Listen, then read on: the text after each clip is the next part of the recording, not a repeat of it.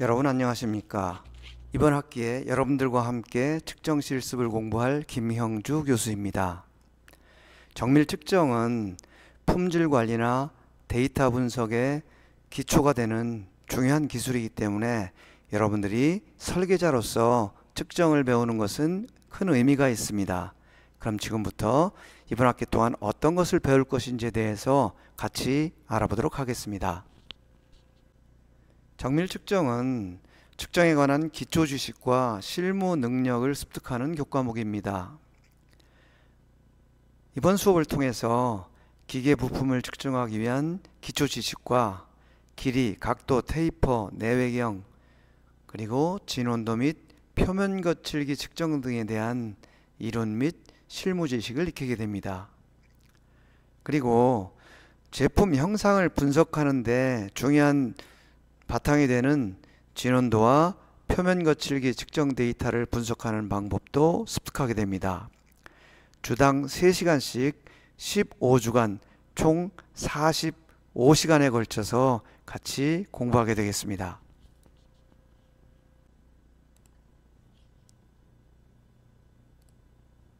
먼저 수업 일정에 대해서 알아보겠습니다.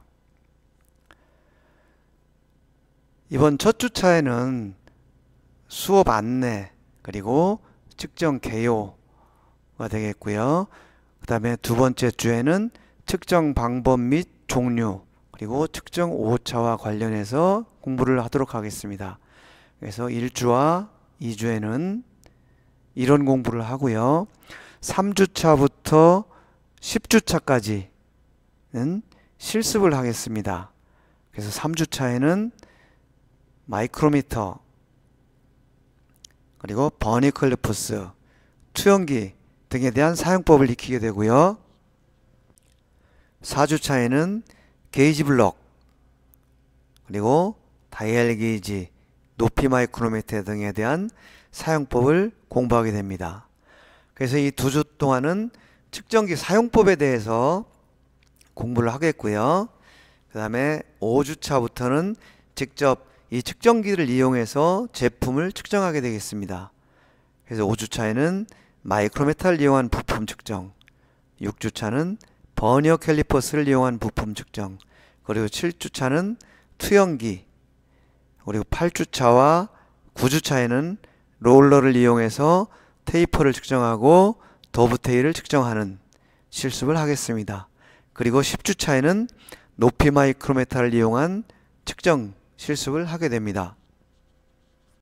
그리고 11주차에서 13주차까지는 진원도, 표면 거칠기, 3차원 측정에 대한 실습을 할 텐데 이 장비는 지금 여러분들이 실습을 할 수 있을 만큼 충분히 갖춰져 있지가 않습니다. 그래서 이것은 이론적인 것을 먼저 살펴본 다음에 공용장비 지원센터에 가서 측정기를 견학하고 또 필요하면 제가 시범으로 측정하는 모습을 여러분들께 보여드리겠습니다. 그리고 14주차에는 기하공차의 개념에 대해서 이론 강의를 하도록 하고요. 15주차에는 기말고사를 실시하겠습니다. 이렇게 해서 15주간의 수업 일정을 안내해 드렸습니다. 그럼 지금부터 각 주차에 어떤 공부를 하게 되는지 간단히 살펴보겠습니다. 첫 주에는 측정의 기본적인 개념 그리고 국제 단위에 대한 기본적인 지식을 익힙니다. 주요 내용은 측정의 개념, 호환성의 중요성 이러한 내용들이 되겠습니다. 그 두 번째 주에는 측정 방법 및 종류 그리고 오차에 관련해서 공부하겠습니다. 학습 목표는 이러한 각종 측정 방법의 종류와 특징 그리고 측정 오차의 개념을 익히는 것이고요. 주요 내용은 측정 방법, 측정기의 종류, 측정 오차, 측정 시의 고려 사항 이런 내용들이 되겠습니다.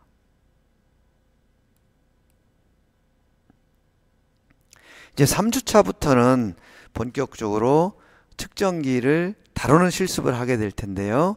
3주차에는 마이크로메타, 버니어 캘리퍼스, 투영기 등을 사용하는 방법을 배우겠습니다. 이런 측정기들을 이용해서는 내측, 외측, 단차 등 여러가지 치수를 측정을 하고요. 그러면 실제 측정기가 어떻게 생겼는지 간단히 살펴보겠습니다. 지금 이것은 지금 위에 보시는 것이 버니어 캘리퍼스이고요. 이것이 마이크로메타. 그 다음에 이 측정기가 투영기입니다. 버니어 캘리퍼스나 마이크로메타는 어떤 제품의 치수를 직접 접촉해서 읽어내는 1차원 측정기입니다. 즉, 한 축에 관해서 측정을 하게 되는 것이죠. 반면에 이 투영기는 비접촉 측정기이고요. 이 스테이지가 X축과 Y축 두 축으로 움직이는 2차원 측정기가 되겠습니다. 그래서 여러분들은 이러한 측정기를 어떻게 사용하는지, 또 이러한 측정기의 측정 원리가 어떻게 되는지, 이런 것들에 대해서 3주차에 공부하게 됩니다. 4주차에서는 게이지 블록, 다이얼 게이지, 높이 마이크로메타 등을 이용해서 측정하는 방법을 익힐 텐데요. 이러한 측정기들은 단독적으로 사용할 수 있는 것이 아니고 반드시 서로 연결지어서 사용을 해야 됩니다. 그래서 게이지 블록이라는 걸 이용해서 제 부품의 치수를 비교하는 측정이다 라고 해서 비교 측정이라고 이야기합니다. 그럼 이 측정기들이 어떻게 생겼는지 또 간단히 살펴보겠습니다. 지금 요 측정기가 게이지 블록입니다. 게이지 블록은 이 양 단면이 절대적인 치수를 가지고 가공되어 있습니다. 이 부분이 치수가 되고요. 이 부분은 완벽한 치수, 즉 우리가 현장에서 사용할 수 있는 가장 정밀한 치수로 가공이 되어 있고, 그 가공된 치수가 지금 이곳에 표기가 되어 있습니다. 이것은 높이 마이크로메타 라는 측정기가 되겠고요. 이것은 하이트 게이지, 이것은 다이얼 테스트 인디케이터, 이렇게 부르는 측정기입니다. 지금 이 높이 마이크로메타가 이 자체로는 어떤 치수를 가지고 있습니다.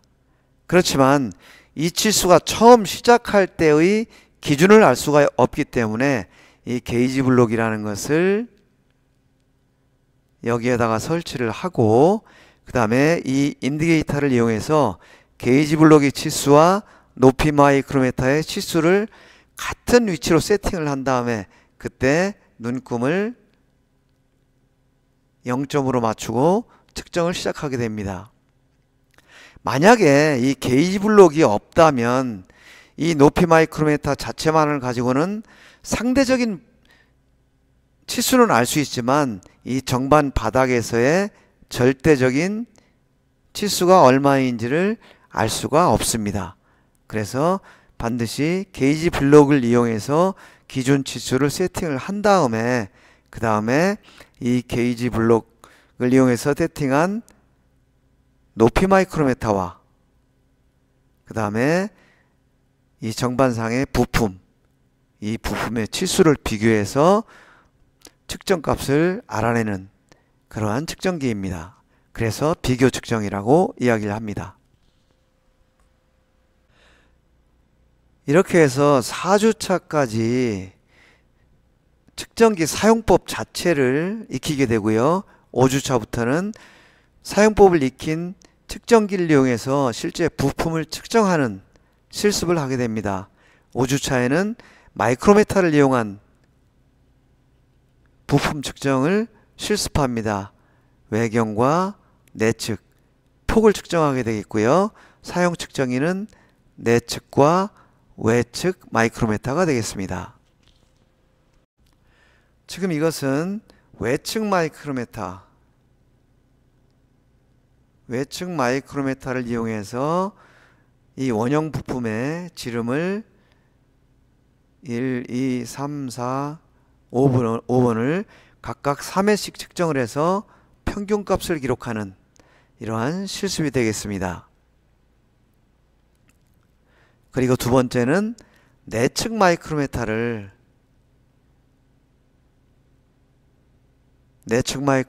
이용해서 이 내측의 치수가 얼마인지 1번에서 6번까지 각각 3회씩 측정해서 평균값을 내는 이러한 측정 실습을 하게 되겠습니다. 여러분들이 설계자이지만 현장에 가면은 직접 측정을 해야 하는 경우가 많습니다. 그런 경우에 가장 많이 사용하는 측정기가 마이크로미터와 버니어 캘리퍼스이기 때문에 여러분들이 단순하게 보이지만 이 측정 실습은 꼭 해두는 것이 필요하고 또 여러분들 현장에서 매우 유용하게 사용되는 그러한 실습입니다. 6주차에는 버니어 캘리퍼스를 이용한 부품을 측정하게 됩니다. 측정 항목은 지름과 폭과 중심거리가 됩니다. 이게 마이크로미터가 아니고 버니어 캘리퍼스입니다. 오타가 났네요. 예, 그러면 어떤 부품을 측정할지 또 알아보겠습니다. 이 마이크로미터는 지금 여기 보면 이 구멍의 지름, 이 구멍의 지름을 측정을 할 수가 있고요. 그 다음에 이 폭을 측정해서 그리고 여기서 여기까지의 이 폭을 측정한 다음에 이 A라는 폭의 요 9번 측정하는 값을 나누기 2해서 여기에 플러스를 해주면 이것이 5번 항목이 됩니다. 이런 식으로 응용을 해서 측정하는 방법을 실습하게 됩니다. 각각 3회씩 측정을 해서 역시 평균값을 내는 실습을 하게 되는데요. 지금 여러분들은 한 번 측정을 하면 되지 왜 꼭 3번씩 측정을 해서 평균값을 내느냐 하는 궁금증을 가질 수 있습니다. 우리가 측정을 할 때 물론 한 번에 정확하게 측정을 할 수 있으면 좋지만 한 번 측정하면 오차가 생길 수 있기 때문에 측정을 여러 번 해서 평균값을 내는 것이 더 정확하기 때문에 기본적으로 3번씩 측정을 해서 평균값을 내는 것입니다.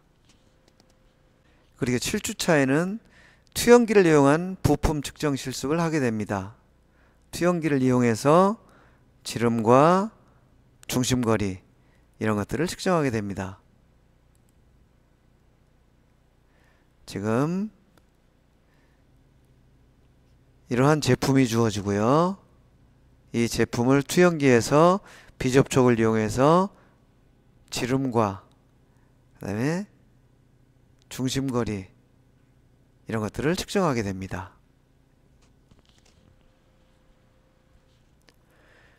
투영기를 이용해서 측정할 때는 비교적 측정 오차가 적고 또 측정을 할 때 반복해서 측정을 하는 기능이 있기 때문에 한 번씩 측정해서 측정값을 기록하게 됩니다.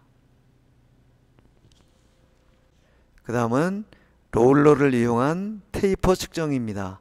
이것은 롤러와 마이크로미터를 이용해서 값을 측정하고 이 측정한 값을 삼각함수를 이용해서 원하는 데이터를 얻어내는 그런 실습입니다.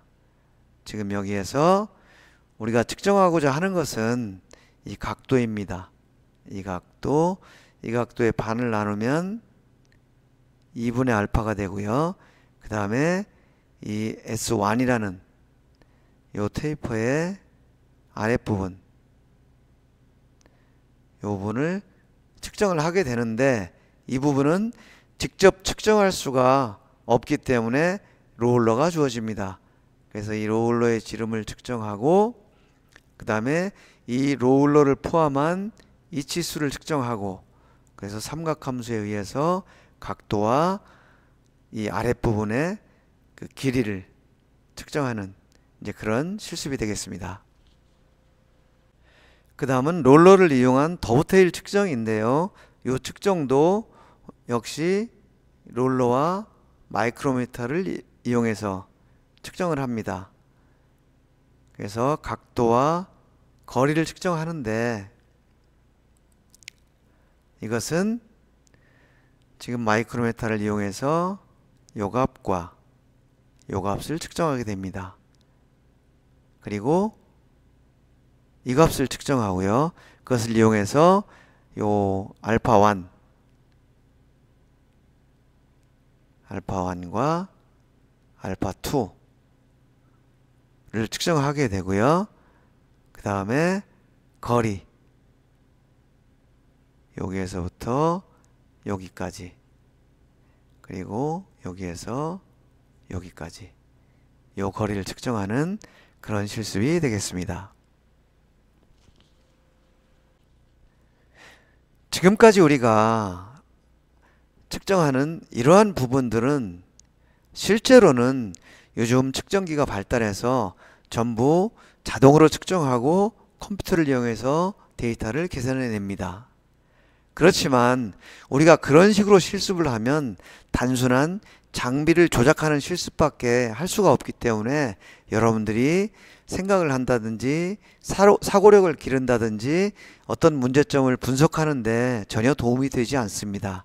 그래서 이번 측정 실습 시간에는 여러분들의 그러한 사고력을 높이고 문제 해결 능력을 향상시키기 위해서 가장 원시적인 방법으로 측정을 하고 또 계산기를 이용해서 값을 계산하는 이러한 실습을 하게 됩니다.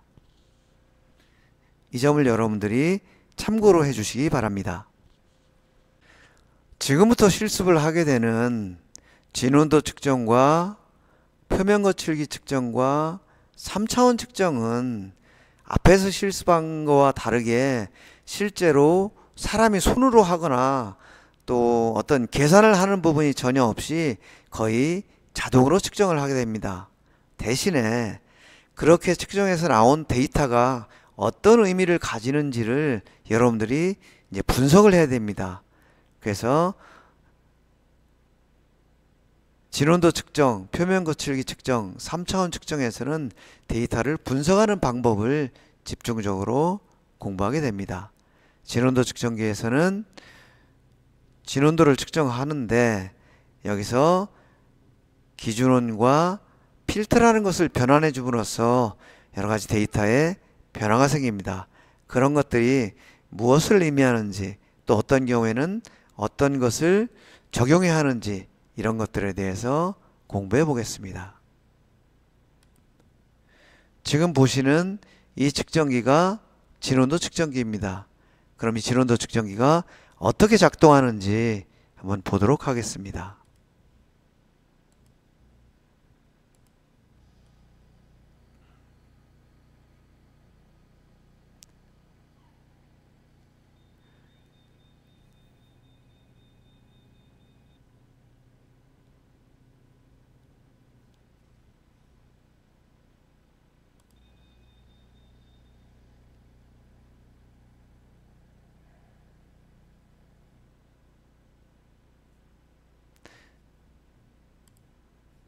예, 지금 여러분들이 보신 것처럼 여기에서 이 컬럼이 이 Z축으로 움직이게 되고요. 그 다음에 이 암이 X축으로 움직이게 됩니다. 그 다음에 여기에 있는 센서가 공작물에 접촉을 하고 그 다음에 이 테이블이 회전을 하면서 측정을 하게 됩니다. 그러면 실제 측정이 어떻게 이루어지는지 한번 보도록 하겠습니다.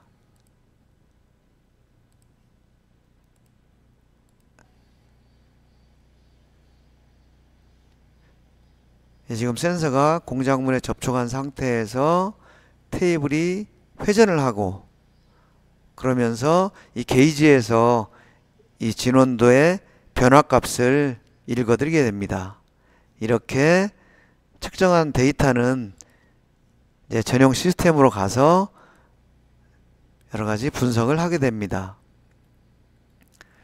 지금 어떤 조건들을 바꿈에 따라서 지금 값이 계속 변하는데, 지금 그래프를 통해서 여러분들이 변하는 것을 볼 수가 있습니다. 지금 형상이 굉장히 완만해졌고요. 또 어떤 경우에는 형상이 더 거칠어졌고요. 또 어떤 경우에는 형상이 또 바뀌었는데, 이번에는 기준원이라는 것을 바꿔주게 됩니다. 그럼 이렇게 해서 여러 가지 형상들이 바뀌는데, 이것들이 어떤 의미이고 또 어떤 경우에 어떤 조건을 적용해야 되는지, 이런 것들에 대해서 공부하게 됩니다.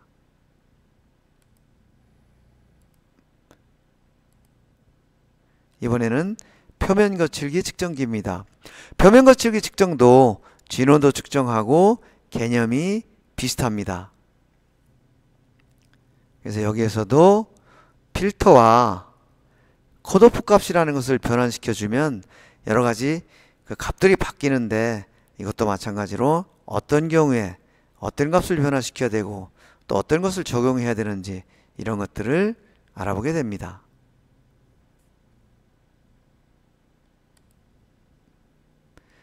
지금 이것이 표면 거치기 측정기인데요. 마찬가지로 여기에 있는 이 측정 뭉치 부분이 X축으로 이동을 하고요. 이 컬럼을 타고 Z축으로 이 부분이 이동을 하게 되고요. 그리고 이 부분이 센서가 공작물에 접촉해서 측정을 하게 됩니다. 측정하는 모습을 보겠습니다. 예, Z축이 밑으로 내려오면서 공작물에 접촉을 하고요. 센서가 접촉을 한 후에는 X축으로 이동하면서 값을 측정을 하게 됩니다. 이렇게 측정된 값은 지금 보시는 것처럼 이런 그래프를 그리게 되는데요. 여기서도 마찬가지로 어떤 값들을 바꿔주면 그래프 모양이 계속 바뀌는 것을 보실 수 있습니다. 자세한 내용은 이제 실습 시간에 공부를 하도록 하겠습니다. 오늘은 무엇인가가 변하는 것만 한번 봐주시기 바랍니다.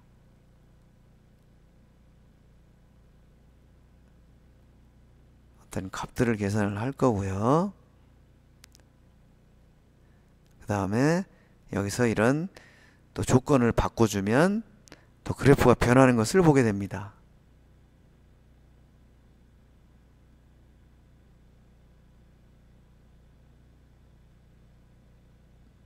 지금은 어느 정도 굴곡이 있는 그래프가 보이는데, 조건을 바꾸면 완전히 일직선상에서 거칠거칠한 형상이 나오는 이런 그래프가 나옵니다.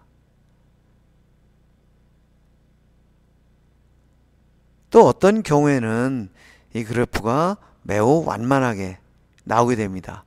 그래서 이런 것들이 어떤 경우에 이렇게 바뀌는지, 또 어떤 경우에 어떤 것들을 적용해 줘야 되는지, 또 어떤 것들을 분석할 수 있는지, 이런 것들에 대해서 같이 공부를 해볼 겁니다.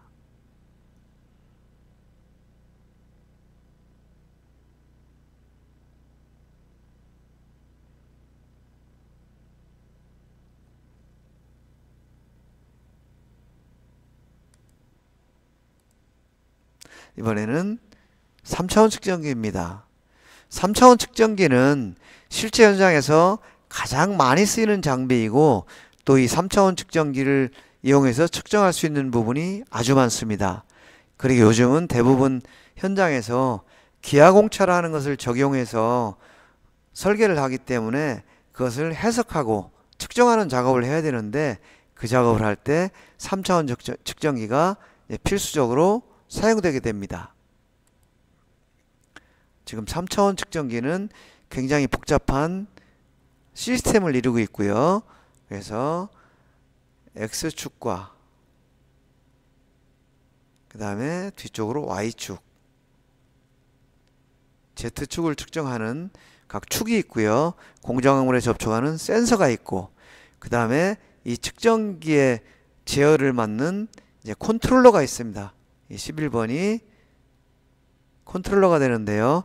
그 다음에 측정기에서 얻은 데이터를 컴퓨터로 보내서 컴퓨터의 소프트웨어에서 계산을 하게 되고, 또 어떤 측정 명령을 컴퓨터에서 컨트롤러를 통해서 측정기로 보내는 이러한 구성으로 되어 있습니다. 그래서 전체적으로는 본체, 컨트롤러, 데이터 처리 장치 이렇게 크게 세 부분으로 분류가 되어 있는데, 실제 이 측정기가 어떻게 구동하는지 잠깐 보도록 하겠습니다. 이것은 3차원 측정기인데요. 센서가 공작물에 접촉해서 데이터를 쭉 읽어드리는 장면이고요. 보면 XYZ 각 축이 움직이는 것을 볼 수가 있습니다. 그리고 또 여기서 센서를 교체해서 어떤 원하는 다른 측정을 하는 장면이고요.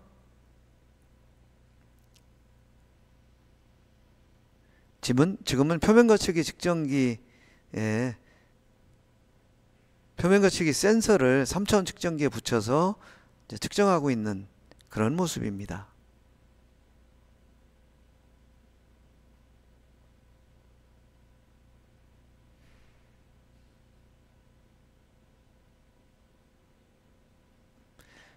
그래서 3차원 측정기에서도 이런 표면 거치기 측정기도 하고요.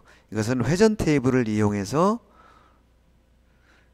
마치 기어 측정기나 진원도 측정기처럼 사용할 수 있는 그런 기능을 보여주고 있습니다.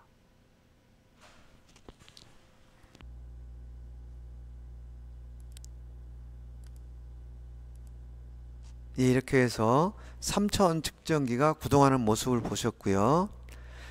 그 다음에 14주차에는 기하공차의 개념에 대해서 공부할 겁니다. 여러분들 설계를 전공하시기 때문에 여러분들한테 매우 중요한 것이 또 기하공차입니다.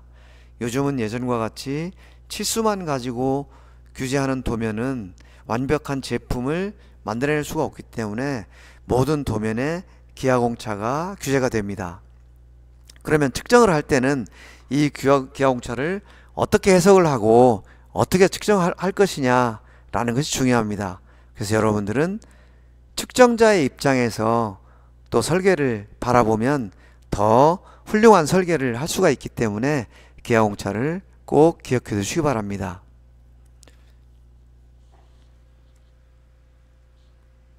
지금 전 세계적으로 기하공차는 유럽을 중심으로 한 ISO 11001 그리고 미국을 중심으로 한 ASME Y14.5 규격이 사용되고 있는데요.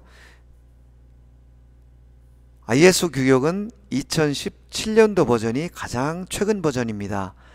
그래서 이거는 형상, 그 다음에 자세, 그 다음에 위치 이렇게 세 가지 공차로 나눠져 있습니다. 형상 공차에는 진직도,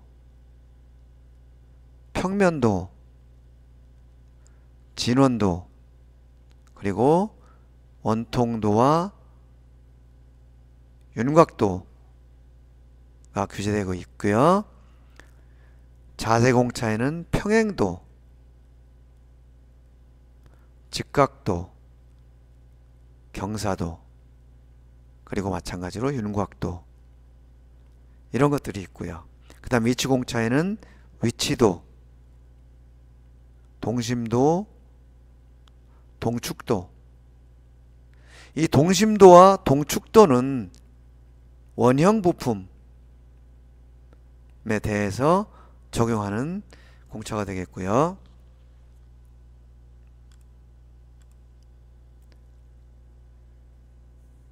그 다음에 위치공차의 또 한 가지가 대칭도가 있습니다. 그 다음에 마찬가지 윤곽도, 그리고 흔들림 공차가 있는데 원주 흔들림, 그 다음에 온 흔들림, 이런 공차들이 있습니다. 그래서 여러분들은 각각의 기호, 그 다음에 그 기호가 무엇을 의미하는지 잘 알아두셔야 되고, 또 이것을 어떻게 설계할 것인지, 어떻게 측정할 것인지 여러분들이 늘 기억을 해야 합니다. 그리고 이것은 ASME Y14.5 최신 버전이 2018년 버전입니다. 2018년 버전에서 규제하고 있는 것들인데, 지금 우리나라에는 자동차 회사라든지 항공기 회사들이 그 미국 기업들과 거래를 많이 하고 있기 때문에 실제로 ISO 규격보다는 ASME 규격이 현장에서 더 많이 사용되고 있는 실정입니다. 그것은 진직도, 아까 배운 것이죠. 진직도, 평면도, 진원도, 원통도, 그리고 요거는 선의 윤곽도, 면의 윤곽도, 그 다음에 경사도, 직각도, 평행도, 그 다음에 위치도, 요것이 원주 흔들림, 온 흔들림, 이렇게 되어 있는데, 특이한 것은 여기에는 대칭도와 동심도가 빠져 있습니다. ASME에서는 대칭도와 동심도가 TED, 즉 이것은 이론적으로 정확한 치수, TED가 0이거나 또는 TED가 데이터의 측정값하고 같은 특수한 경우에 위치도에 해당하는 것이기 때문에 대칭도와 동심도를 없애고 위치도에 포함을 시켰습니다. 즉 대칭도와 동심도를 폐지하고 이것들을 위치도에 포함시킨 것이죠. 그래서 ISO에서는 기아공차의 종류가 14가지가 있고요. 그 다음에 ASME에서는 대칭도와 동심도가 빠져서 총 12가지 기아공차 기호가 있다는 것도 여러분들 참고로 알아두시기 바랍니다. 이렇게 해서 실제 수업에 관한 안내는 좀 마쳤고요. 15주차에는 기말고사를 보게 됩니다. 여러분들 공부하는데 참고 자료는 측정공학, 이건 유태긴 교수님이 찍은 거고요. 그 다음에 정밀 측정 실습, 요거는 이종대 교수님이 지은 책이고요. 그 다음에 NCS 학습 모듈에 가면은 여기에 그 측정이라는 학습 모듈이 있는데 이것은 무료로 다운받아서 볼 수가 있습니다. 그리고 제가 운영하는 측정학 교실이라는 카페가 있습니다. 그래서 여기에다 참고 자료, 그 다음에 여러분들 수업에 관한 자료들을 좀 올려놓을 건데 여러분들 가입해가지고 활용하시기 바랍니다. 그리고 여러분들이 그 수업을 하면서도 가장 관심을 가지고 있는 것이 이제 성적 처리를 어떻게 할 거냐인데, 그것은 여러분들 출결을 10%, 그 다음에 실습을 하거나 하면 실습 보고서를 제출하게 되는데 그것을 50%, 그리고 기말고사를 40% 적용해서 평가 방식은 학교 방침에 따라서 상대평가로 여러분들 점수를 매기게 됩니다. 여기 그러고 보면 이 실습 보고서가 굉장히 많은 비중을 차지합니다. 그래서 여러분들 실습하고 나서 보고서를 잘 쓰는 것이 여러분들 점수를 잘 맞는 하나의 방법입니다. 여러분들 보고서를 쓸 때는 아마 다른 그 시간에도 이미 써 봤을지 모르겠는데요. 일단 실습 과제명, 학번, 성명, 실습일자, 사용 측정기 이런 것들을 쓰고요. 그 다음에 관련 이론, 계산식, 측정 결과, 그 다음에 소감 및 질문 건의사항, 이것이 중요한데요. 여러분들이 수업 중에 느낀 소감 그리고 건의사항을 반드시 기록해 주셔야, 그래야 여러분들이 어떤 부분을 잘 이해를 못하고 있고 어떤 부분이 틀렸는지, 또 어떤 부분에 궁금증이 있는지, 이런 것들을 제가 알 수가 있습니다. 그래서 이 레포트는 다음 수업 시간 시작 전까지 제출하면 되고요. 그 다음에 교재에 나와 있는 것을 그대로 복사해서 넣는 것은 큰 의미가 없습니다. 그래서 본인이 이해하고 느낀 과정을 집중적으로 작성하는 것이 필요하다. 그리고 그렇게 하는 것이 여러분들 점수에 유리하다 하는 거 말씀드렸고요. 지금까지 말씀드린 것은 2주차가 지나고 나서 대면 수업이 가능하다라는 전제하에 이 수업 계획을 세운 것입니다. 만약에 대면 수업이 불가능하게 되면 여러분들 학교 나와서 실습을 할 수가 없게 되겠죠. 그렇게 되면 그때 가서 다시 제가 여러분들한테 효율적으로 수업이 되도록 변경해서 공지하도록 하겠습니다. 마지막으로 여러분들에게 몇 가지 당부를 드리겠습니다. 실습 시간에는 여러분들이 집중해서 측정을 해야 데이터가 정밀하게 나오기 때문에 어떤 조별로 실습을 할 때 잡담을 한다든지 불필요한 스마트폰 사용을 금지해 주시기 바라고요. 그 다음에 음식물을 가지고 들어오면 이 음료수라든지 빵 같은 것이 잘못해서 측정기와 접촉을 하거나 공작물과 접촉을 하면 그 녹이 설계되고 측정기의 고장을 유발하게 됩니다. 그래서 가급적이면 음식물을 반입하지 않았으면 좋겠다 라는 거 말씀드리고요. 또한 정시에 수업을 할 수 있도록 수업 시간 전에 미리 입장해서 조용히 측정 준비를 좀 해주셨으면 좋겠고요.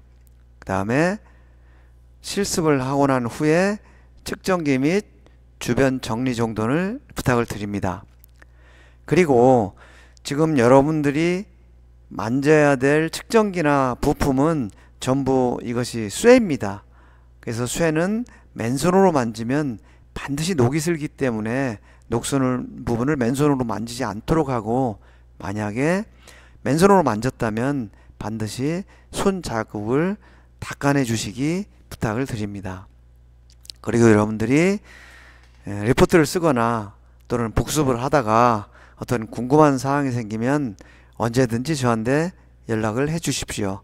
여기 전화번호가 있고 제 이메일 주소가 있습니다.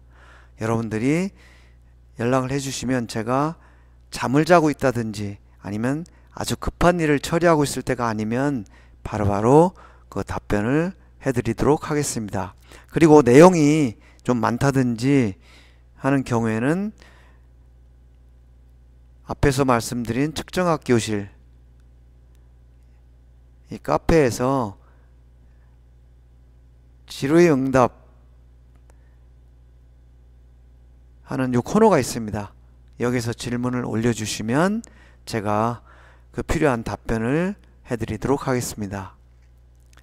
여러분 지루한데 수업 안내 받으시느라고 수고 많으셨습니다. 잠시 쉬었다가 다음 시간 계속 진행하도록 하겠습니다.